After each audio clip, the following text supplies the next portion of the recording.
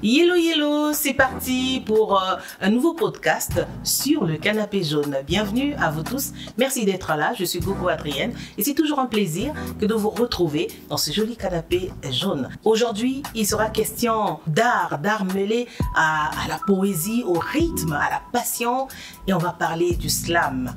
Et c'est une figure incontournable du slam ici au Congo-Brazzaville que nous recevons aujourd'hui. Vous savez, quand on parle de slam, c'est pratiquement la poésie des temps modernes.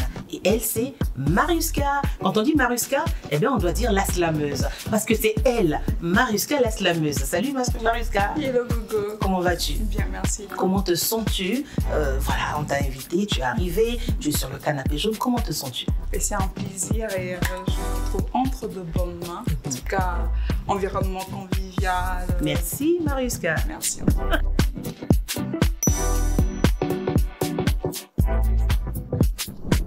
Alors Mariuska, la slameuse. Mais avant qu'on ne parle slam, on veut quand même parler de toi. Qui est Mariuska? Quel est son parcours?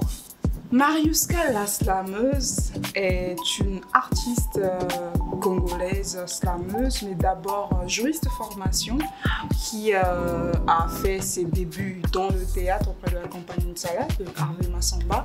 Ensuite, qui s'est dirigée vers la critique d'art sous le pilotage de Bibi Kwelali des ateliers Sam, et qui plus tard a rencontré l'homme de sa vie qui est le slam, avec qui ils ont fait un très beau couple, enfin je pense, et aujourd'hui qui essaie de faire avancer les choses dans le domaine du slam. D'accord, on parle du slam. C'est vrai que moi j'ai appris, j'ai appris à connaître et aimer le slam grâce à toi, parce que j'aime bien te suivre, j'aime suivre tes contenus. Mais pour celui qui ne connaît pas le slam, comment tu peux le définir? Déjà, pour celui qui ne connaît pas ce que c'est que le slam de par sa définition officielle, c'est tant mieux parce qu'il n'y a pas aussi une définition universelle, mais c'est dire que le slam, c'est une poésie urbaine aujourd'hui dans lequel le slameur déclame un texte en public. Ça peut être sur une scène, mais aujourd'hui, l'évolution justement de cet art emmène les slameurs aussi à faire des clips, à faire des spectacles. Donc, c'est des textes poétiques déclamés. Pour me résumer. Simplement. Alors, on nous dit aussi que le slam, c'est quand même un style qui est comme une sorte de rébellion. Parce qu'on a des textes vraiment engagés. Est-ce que tu penses vraiment que le slam, c'est vraiment ce style-là qui nous permet de casser les codes, d'aller un peu plus loin? Déjà, il faut savoir que le slam est un art carrefour et il ne se contente pas sur une seule définition universelle. Mais il y a des éléments qui nous permettent de nous dire que le slam, c'est de la poésie engagée, mais pas que. Parce qu'il y a aussi de l'amour, il y a aussi de la douceur. Mais après aussi, il faut définir c'est quoi l'engagement. Le côté revendicateur du slam vient du fait que c'est un art proche, non seulement du slam, mais aussi parce qu'à la base, le slam est né dans les ghettos. Et le but, c'était de permettre aux jeunes, justement, de pouvoir régler leurs mots par les mots. D'où le côté revendicateur. Mais il n'y a pas que c'est ça. Mais il n'y a pas que ça dans le slam. Il y a aussi de l'amour, comme le morceau de Kakayo qu'on a fait en featuring avec Jem Kiss. C'est de l'amour. Donc il y a un peu du tout dans le slam. Qui peut être slameur, Mariuska? Toute personne qui aime la poésie, parce que c'est la base. Toute personne qui aime la rhétorique aussi, et toute personne qui aime l'art, et toute personne qui veut partager un instant poétique. Simplement. Simplement. Voilà, mais quand même, il faut avoir quand même, voilà, il faut avoir de la plume. Hein. Bien sûr. On ne va pas se mettre à slammer, dire n'importe quoi, des phrases mal formulées. Il faut quand même avoir de la plume, je pense. Il faut avoir de la plume, mais ça encore, ça se travaille. Parce qu'il y a des gens qui ils ont la volonté, mais ils n'ont pas forcément les aptitudes. Mais avec la volonté, la personne cherchera à se former. Moi, par exemple, je ne savais rien du slam au début. J'écrivais juste des poèmes. Donc, d'abord de la volonté. Après, la personne, par cette volonté, cherchera à se former pour connaître les codes. Parce qu'on n'écrit pas un texte slam comme on écrit un conte ou comme on écrit une pièce de théâtre. Donc, c'est d'abord à la base avoir la volonté. Ensuite, on apprend comment ça se passe dans ce métier. On parle de slameurs au Congo-Brazzaville, mais l'espace qu'ils ont, sinon le moment qu'ils ont de s'exprimer, c'est le slam move. Ah, j'ai bien envie qu'on parle du Slam Move. Parce que moi, j'en parle, mais peut-être que je ne comprends vraiment pas pourquoi. Je parle festival, on va dire. C'est ça. Voilà. Pourquoi ce festival? Quel est le bien fondé de ce festival? Parle-nous du Slam Move. Mais déjà, le Slam Move, le Festival international Slam Move, vient d'une observation. Nous sommes rendus compte qu'au Congo, nous avons beaucoup de talents. Nous avons des collectifs de slam, nous avons des artistes pétris de talents, mais il nous manquait une plateforme d'expression qui pouvait nous permettre non seulement de faire le pont entre le Congo et les autres pays, mais encore permettre à ce qu'on puisse dénicher des talents slam et ceux qui sont déjà des confirmés aussi pour s'exprimer. Donc, on s'est dit, quand il n'y a pas, créons, osons casser les codes. Avec l'équipe, on a pensé mettre sur pied justement ce festival pour permettre à ce que les artistes slameurs et slameuses aient leur plateforme d'expression, mais aussi créer des ponts avec les autres pays. Donc là, on est à la 4e édition. On reçoit les artistes d'autres pays, mais en dehors de l'aspect slam, il y a aussi l'aspect formation. Donc, le Slam Move, c'est pas que les spectacles. Oui, c'est ça. Il n'y a pas que les. C'est quoi exactement? Qu'est-ce que vous faites ou vous offrez au public? Il y a plusieurs types de formations. Il y a des formations liées au slam. Donc, les jeunes, justement, qui ont la volonté d'apprendre le slam, c'est l'occasion de pouvoir se former. Il y a des formations liées au métier des arts. Et ça intéresse même les non-slameurs. Par exemple, comment devenir un copywriter d'un artiste, comment rédiger son dossier artistique, comment être manager d'artiste. En fait, les métiers d'art qui sont tout autour pour permettre à ce que l'artiste slameur aussi soit entouré des belles personnes, des bonnes personnes. Parce que être bien formé, être talentueux ne suffit pas toujours. Encore, il faudrait qu'avoir un bon environnement professionnel qui peut permettre à ce que l'artiste, slameur ou slameuse, puisse s'exporter. Tiens, Mariuska, je n'ai pas fait attention, mais j'aime bien ton style. Merci. Attends, ce sont des épingles. Oui, c'est du Made in Congo. C'est fait par un styliste congolais. Ok, c'est lui qui a créé donc Oui, ce... la veste. Ah ça, c'est vraiment... je ne sais pas si on peut montrer à notre public, c'est très joli. Vraiment, félicitations à cet artiste-là. Ah, oui. Voilà. C'est important de consommer du Made in Congo. Oui, oui, très important. Merci beaucoup, Mariuska. Alors, Mariuska, je voulais savoir, enfin, j'allais demander... toi, tu as une voix qui porte par rapport à ce que tu fais, par rapport au slam. Est-ce que tu penses que le slam peut être un outil pour aider finalement les jeunes, ou la jeunesse, la jeune femme, à faire entendre ce qu'elle pense, à faire entendre sa voix? Oui, je pense que et de plus en plus, le slam devient pour les jeunes un moyen de communication, un outil de communication, un outil d'expression aussi parce que le slam permet de délier les langues, le slam permet de donner la voix, de faire entendre la voix et les jeunes s'en approprient très bien. Avec les ateliers Slam Unité que nous faisons depuis 2018, les jeunes qui vivent en situation défavorisée, les femmes victimes de violences, les jeunes filles, les jeunes mères, les jeunes filles mères, les enfants dits de la rue, utilisent le slam aujourd'hui comme étant moyen d'expression pour parler de leur quotidien. Donc, c'est dire que le slam aujourd'hui est devenu bien plus qu'un art, mais un vrai outil de communication, de partage et de dénonciation. À ça. Et puis, lorsqu'on parle de pouvoir casser les codes à travers le slam, ça veut dire aussi sortir des sentiers battus. Exactement. Mais comment te positionnes-tu aujourd'hui en tant que slameuse sur la scène qui existe déjà et comment penses-tu aller de l'avant et faire parler du slam dans 10, 20, 30 ans? Je pense qu'aujourd'hui déjà, ce que nous sommes en train de faire, c'est impacter par les actions, à travers les concepts que nous mettons en place, à travers les activités que nous avons. Mais aussi, le slam aujourd'hui ne passe plus incognito. Les gens savent aujourd'hui ce que c'est que le slam et il y a de plus en plus des jeunes qui s'engagent au slam.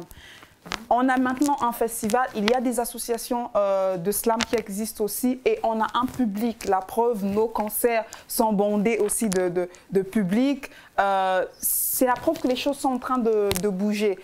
D'ici 10 ans, d'ici 20 ans, je pense que ça sera l'art le plus convoité au monde. Tellement on porte des bonnes valeurs, sans prétention. Le slam, c'est la beauté de la vie. Le slam, c'est la douceur. Le slam, c'est la solidarité, c'est la fraternité.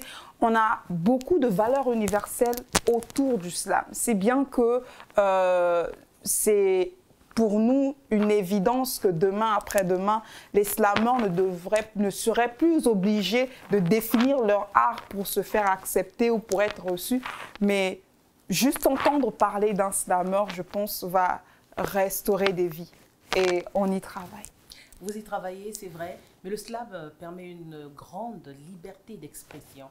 Mais toi, en tant que femme slameuse, il y a des obstacles quand même? Bon, les obstacles ne manquent pas. Hein. Déjà, en tant que femme, être une femme artiste est un problème. Être en plus une femme artiste slameuse est un deuxième problème. Mais j'aime à dire que les barrières qui sont devant nous doivent nous permettre plutôt de pans de rebondissement et non pas de frein. Au contraire, lorsque un métier est difficile à faire, c'est pour nous une preuve qu'il y a des choses à faire et il faut faire preuve de résilience. Les difficultés, la plupart des cas, sont liées d'abord aux finances parce que pour un art qui est assez récent, ce n'est pas évident de pouvoir parfois financer certaines actions, certaines activités. Mais aussi parfois, mais ça ce n'est plus le cas maintenant. Au départ, c'était beaucoup plus la réticence de certaines personnes qui parfois ne connaissaient pas ce qu'on faisait, d'où le travail de sensibilisation qu'on a dû commencer à faire pour faire découvrir notre art. En dehors de ça, il pourrait y avoir aussi des questions de confiance en soi parce que lorsqu'on est dans un domaine où il faut faire ses preuves, où il faut travailler d'arrache-pied, c'est toujours pas évident en termes de volonté personnelle ou de dévotion personnelle. Mais je pense qu'aujourd'hui, on utilise plutôt ces obstacles-là comme étant source de motivation pour travailler encore dur. Parce que rien n'est facile, rien n'est difficile, mais tout est possible. Mais alors, Mariska, dis-moi, qu'est-ce que tu dirais à tous ceux qui te regardent, des jeunes qui veulent, comme toi, faire du slam ou être slameur, mais qui sont un peu limités par quelques règles établies, par voilà, certaines conceptions, parce que n'oublie pas que nous sommes bantous. Il y a des choses qui peuvent se dire, qui ne peuvent pas se dire. Mais dans le slam, on est libre, comme tu l'as dit, on peut tout dire. Qu'est-ce que tu dirais à ceux qui hésitent, qui voilà, ont encore en eux ces préceptes qui conduisent notre société bantou, mais qui veulent être quand même libres, faire le slam? C'est déjà de leur dire de briser ces chaînes qui les empêchent de pouvoir pousser leurs ailes. Et de se dire aussi que le fait d'être bantou ne doit pas être, je dirais, une excuse pour les empêcher d'être épanouis humainement. Pourquoi est-ce que je le dis? Parce que les codes de la société, ce sont les humains qui les font. Et les codes sont faits pour être faits et défaits. Donc si vous pensez que vous méritez de vivre vos rêves, vous méritez de vous lancer dans le slam, c'est à vous seul de décider. Personne ne viendra le faire à votre place. Et aujourd'hui, comme vous le savez, vous n'avez qu'une seule vie, donc tant mieux la vivre à fond et faire ce que bon vous semble. Tant que ça rentre dans la morale, parce qu'il ne faut pas aussi oublier que la liberté n'est pas le libertinage, toujours dans le respect des bonnes mœurs, dans le respect des valeurs de nos sociétés, mais se dire que quand je veux, je peux. Il suffit juste de se donner les moyens et ça va aller. Mariska, c'est vrai, tu nous as parlé de ton parcours en tant que juriste, les ateliers SAM, mais quel est l'élément déclencheur, j'ai envie de dire, quel est le moment de ta vie où tu t'es dit, tiens, je m'arrête là, moi c'est le slam, toute ma vie, je deviens slameuse? Je pense que c'est quand j'ai participé pour la première fois en tant qu'artiste slameuse à la compétition Beauté Hip Hop à l'Institut français du Congo. Et c'était aussi la première édition. C'était ma première fois de pouvoir dire des choses intimes à un public que je ne maîtrisais vraiment pas. Voir que j'ai réussi à sortir de mon cocon sans pourtant me sentir vulnérable, sans pourtant avoir peur du jugement des gens parce que là je le mets au passé, j'étais vraiment de nature introvertie. Je me suis rendu compte que c'était le chemin qu'il fallait que je prenne. Je m'étais rendu compte que c'est l'art qu'il fallait que j'embrasse. Du coup, après cette prestation, beaucoup de choses se sont enchaînées, beaucoup de portes se sont ouvertes, des portes au niveau mental. Je n'ai pas arrêté jusqu'aujourd'hui et je ne pense pas m'arrêter maintenant. Et en dehors du slam, Mariska, j'ai envie de parler de mouvement, peut-être que je suis limitée, mais voilà. Quelle autre forme d'art t'inspire aussi au quotidien, comme ça, sans que tu le pratiques? J'écoute beaucoup des chansons à texte, que ce soit dans le rap, que ce soit du slow. J'écoute beaucoup, en fait, toutes les chansons, toutes les formes d'art qui ont un message. C'est vrai que j'ai baigné un peu dans la critique d'art aussi, mais musicalement parlant, j'écoute toutes les chansons tant qu'il y a du texte. Et aussi, j'observe beaucoup les artistes qui sont un peu qui sont des avant-gardistes. Parce que pour moi, c'est des sources de motivation. Comme qui, par exemple Comme par exemple Youssoupha, il est artiste, il a un label et pas qu'un simple artiste, ses textes ont des messages. Tous ces artistes qui essaient de changer les choses de manière positive. C'est un peu ça. J'ai envie de poser une question, peut-être, voilà, un enfant pourrait penser à ça, mais moi j'ai pensé à cela. Combien de temps il te faut pour nous produire un texte, un slam? Imagine demain, j'ai un événement, j'ai dit Mariuska, j'ai un tel événement, mais j'ai envie que tu sois là, que tu parles de cet événement ou de mon pays. Combien de temps il te faut? Ça dépend déjà de la demande, parce qu'il y a des textes que j'ai sous inspiration, donc je suis assise là, je me mets à écrire. Il y a des textes où ça me demande de faire un travail beaucoup plus approfondi de recherche en termes de sémiologie, en termes de figure de style, en termes de structure. Il y a des textes, généralement des textes sur commande, où je dois m'imprégner de l'univers de la personne qui a demandé le texte. Donc, ça peut être en 5 minutes, je peux écrire 10 pages. Tout comme en 3 jours, je peux écrire 2 vers. Donc, ça dépend vraiment de comment est-ce que mon esprit se connecte à la thématique, de comment est-ce que je suis inspirée, des exigences aussi que je veux mettre autour de ce texte. Vraiment, les délais varient. Mais très souvent, par prudence, j'aime avoir assez de temps, surtout quand c'est des textes que je dois donner aux gens. J'aime avoir assez de temps, comme ça, au moins, ça me permet d'être sûr, même si ce n'est pas à 100%, mais d'être assez sûr du contenu que je propose. Et quand ce sont mes propres œuvres, généralement, ce que je fais, il m'arrive des fois ou parfois en plein studio, pendant que le beatmaker est en train de créer le son, c'est au moment où je suis en train d'écrire le texte. D'autres fois, c'est dans un songe. Vraiment, ça varie. Il n'y a pas vraiment de timing défini, mais tout dépend de l'inspiration, de comment est-ce que je me sens connectée au message que je dois véhiculer. Je posais cette question parce que Mariuska a été l'une des invitées lors du lancement de la 5G par MTN Congo, ici au Congo-Brazzaville. Elle a porté haut le Congo. C'est vrai qu'on parlait de la 5G, mais la 5G au Congo. J'ai aimé ce texte et c'était devant le président de la République et tous les invités de marque. Le public était tellement, mais tellement flatté que le président n'a pas hésité à applaudir pour Mariuska. Alors voilà pourquoi je posais cette question, parce qu'on a travaillé ensemble. Je sais qu'on t'a contacté voilà, quelques jours avant, mais ce que tu as produit comme texte, j'ai envie de dire bravo, quoi. Merci. Bravo. Merci. Le Congo, le pays, on le porte dans le sang, on le porte dans nos veines. Du coup, tant qu'il s'agit de parler de ce beau pays, on a toujours des idées et ça coule de partout parce qu'on a le plus beau pays au monde. Donc, en tant que, je le dis, j'assume mes propos. Chaque fois qu'il s'agit d'en parler, la plume est toujours très fertile. En tout cas, c'était un grand plaisir et merci beaucoup à MTN de m'avoir associé à ce beau projet, en tout cas, parce que c'est toujours exceptionnel de slammer, pour ne pas dire de presser devant l'autorité emblématique du pays, le chef de l'État, mais encore de parler justement de ces avancées technologiques et inédites, parce que c'était la première fois justement quand on parle de la 5G au Congo. Associer le slam qui est un art à très récent, en fait ça faisait plusieurs célébrations à la fois et j'étais vraiment très honorée de participer à ce beau moment.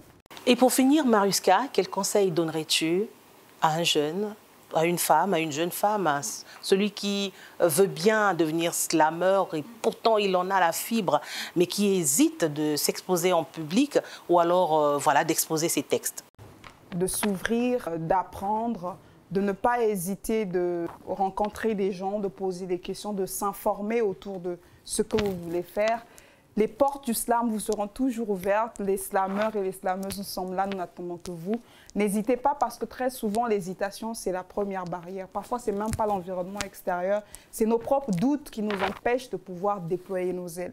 Mais je sens et je sais qu'une fois que vous serez dans la grande famille du slam, vous n'allez jamais sortir de là. Parce que c'est un beau monde. On a des hauts, on a des bas, c'est la réalité de l'existence, mais je pense que le slam nous permet de supporter la vie. Merci beaucoup Mariuska pour ce moment authentique et inspirant. Merci encore, j'espère qu'on en a appris un peu plus sur le slam. Et pour finir, qu'est-ce qu'on va dire? Que le slam s'enflamme. Alors ceci, c'est le canapé jaune, il y a toujours des surprises. Alors ça, c'est ton d'être passé sur le canapé jaune. Merci. On va se retrouver.